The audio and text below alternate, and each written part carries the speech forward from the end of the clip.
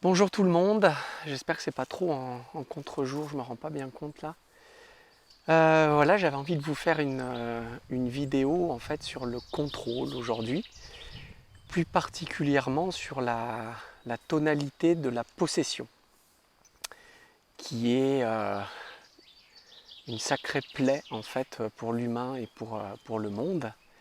On va tenter d'y mettre un petit peu de clarté sur, sur cette énergie de possession. En fait, pour comprendre, il faut revenir un peu à la base dans l'histoire. L'être humain au départ est chasseur-cueilleur et puis à un moment donné, il va se sédentariser. Il va y avoir une sorte de volonté d'apprivoiser la terre pour certaines cultures. Et d'après ce que j'ai pu en percevoir dans l'inconscient collectif, c'est à partir de ce moment que va naître cette énergie de possession en fait. L'idée de posséder la terre. Donc en se sédentarisant, l'être humain va avoir son arpent de terre. Bon, ça a du sens, ça permet des cultures, ça permet de se sécuriser en fait. On ne dépend plus de, comme le chasseur-cueilleur, des jours il y a pas. Là, on peut arriver à avoir des cultures et des récoltes plus pérennes, je dirais. Mais ça va avoir une conséquence en fait, ce choix de sédentarisation. En voulant avoir le lopin de terre, l'humain va inconsciemment figer quelque chose. L'idée de posséder la terre, justement. Une possession d'un arpent de terre. Et il va y avoir tout un tas de conséquences, en effet boule de neige, qui vont partir de tout ça. De ce que j'ai pu voir, en fait, à partir de là va naître cette idée de vouloir transmettre la terre à son descendant. Et en fait, l'énergie de terre, c'est la même que l'énergie de la femme et du féminin. Le yin, dira un médecin chinois.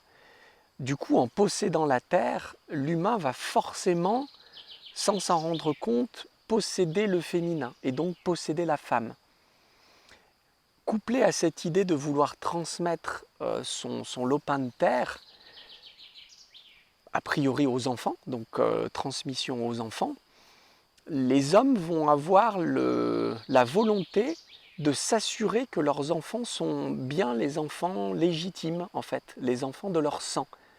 Et à partir de là, la castration, la possession, en fait, de la femme va devenir de plus en plus effective, où en fait les hommes vont s'assurer que leur femme ne les trompe pas, afin de s'assurer que leurs enfants sont bien leurs enfants de sang. Il va donc y avoir la naissance de la ceinture de chasteté, voilà, on va faire bref.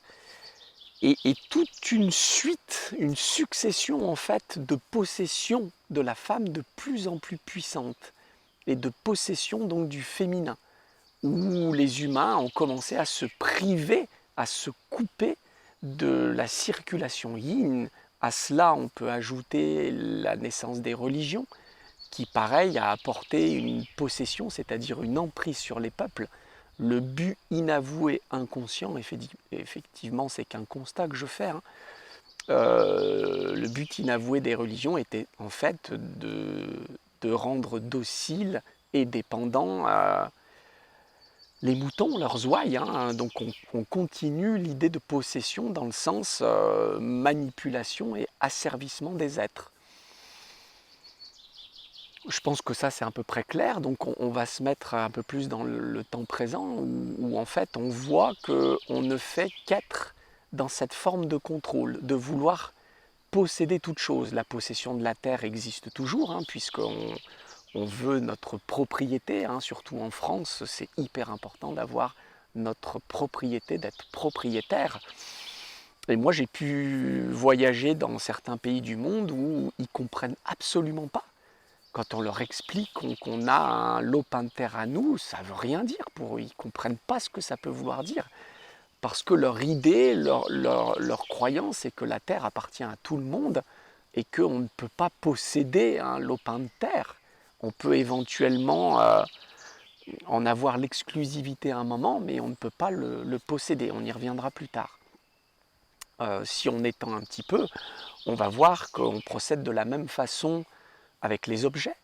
On veut posséder nos objets, on achète nos objets et c'est parfois difficile de s'en séparer.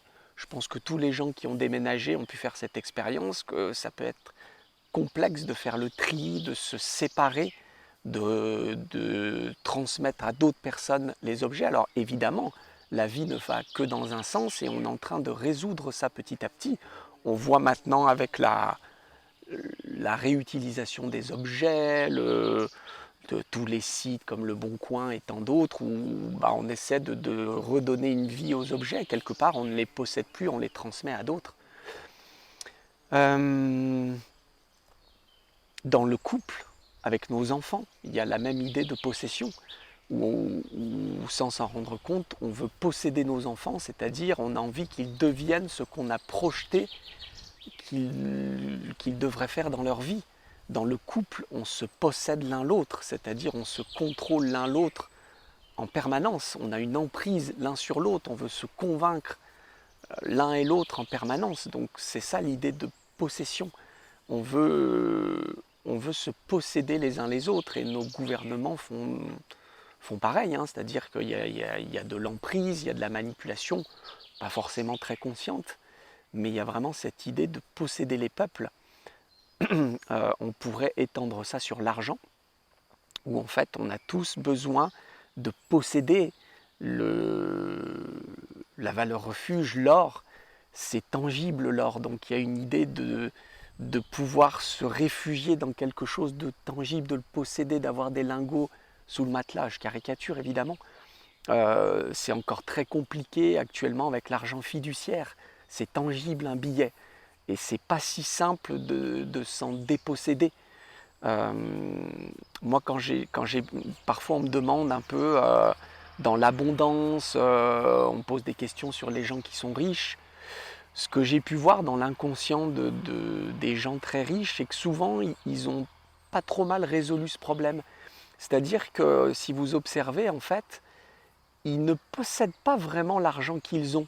Souvent, on va nous parler d'un milliardaire, d'un multimillionnaire, mais en fait, son milliard, il ne l'a pas en argent fiduciaire, il ne l'a pas sur un compte. Souvent, c'est des actions, ça va être des entreprises, des succursales. Donc, c'est un peu impalpable, un peu intangible. Donc, souvent, les gens qui sont très riches ne sont pas devenus par hasard quand même, hein. C'est-à-dire qu'il y a un lâcher-prise. Il y a déjà une idée de ne plus avoir besoin de posséder au sens où ça doit tout être affiché sur un compte tangible. Il y a une idée de choses qui est un peu dématérialisée.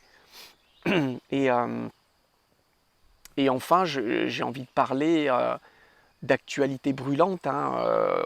On avait voulu lancer ce sujet avec mon ami Pascal qui se reconnaîtra, où on a voulu parler des brevets et de la propriété intellectuelle qui, à mon sens, est le paroxysme de la possession quand on regarde l'énergie, c'est-à-dire le besoin névrotique de posséder l'innovation, de posséder l'invention et de le donner à dose homéopathique, moyennant grosse finance au reste du monde. Et en fait, on avait eu envie de parler de ça avec l'arrivée des vaccins, qui était une caricature en fait de cette propriété intellectuelle, où on voit que le séquençage du Covid, une fois qu'il a été trouvé, ça a été donné au monde entier, gratuitement en fait. Et en revanche, quand les premiers vaccins ont été faits, ça ne s'est pas passé de la même façon en fait. Là, il y a eu des brevets déposés, et on voit là, il y a un début de crise, entre guillemets, où on se pose la question, est-ce que on libère ça, ce brevet? Est-ce qu'on donne au monde entier le vaccin? Bien ou mal, on s'en fiche. Là, on regarde ce qui se passe dans l'inconscient. Et c'est pas si simple. Et je vous avais dit que le Covid n'est pas arrivé par hasard. Cette crise est mondiale. Alors, j'ai donné différentes facettes de cette crise parce qu'elle est extrêmement riche. Enfin, c'est incroyable on vit une époque difficile et en même temps incroyable de libération, où le Covid était l'expression de nos peurs inavouées, de nombreuses névroses qui en fait nous ont pété à la figure, mais c'est aussi une gigantesque crise de partage. En fait, on ne sait pas partager, l'humain ne sait pas partager, et cette idée de propriété intellectuelle en est une brillante démonstration. Il faut vraiment comprendre que le brevet, la propriété intellectuelle, part d'une peur en fait. L'innovateur a une part d'être dépossédé de son invention et de ne pas pouvoir en vivre. C'est le signe d'une non-confiance en la vie, d'une non-foi en la vie. C'est-à-dire, j'ai trouvé quelque chose, si je le donne aux autres, je ne vais pas pouvoir en bénéficier, je ne vais pas pouvoir gagner de l'argent avec, etc. A priori, ça ne se passe pas comme ça. C'est quand on a une innovation, on va pouvoir en vivre très bien et ça n'empêche pas de le donner au monde. Après, pour le moment, on ne sait pas faire, hein. Moi, le premier, on est tous dans la même barque. Mais voilà, j'avais envie de vous parler de cette idée de possession. Et en fait, l'abondance, elle est couplée à un lâcher-prise, d'accepter de déposséder les choses. Et j'ai envie de reprendre une petite phrase de mon ami Luc, j'espère qu'il ne m'en voudra pas, où en fait j'aimais bien son expression de jouissance exclusive des choses. Et ça, c'est une clé en fait pour l'abondance. Quand on arrive à avoir un téléphone, avoir une télé, avoir une voiture, avoir une maison, mais avec l'idée profonde, pas consciente, mais intégrée, qu'on n'en a que la jouissance exclusive et pas la possession. Et quand on est là-dedans, l'énergie de vie peut circuler en fait. Alors que quand on possède, ça nous restreint, ça nous referme. On est dans un contrôle de l'énergie de vie qui ne peut plus circuler. Donc l'abondance est étroitement liée à la fin de cette idée telle qu'on la conçoit de possession. Voilà, j'espère que ça vous parlera.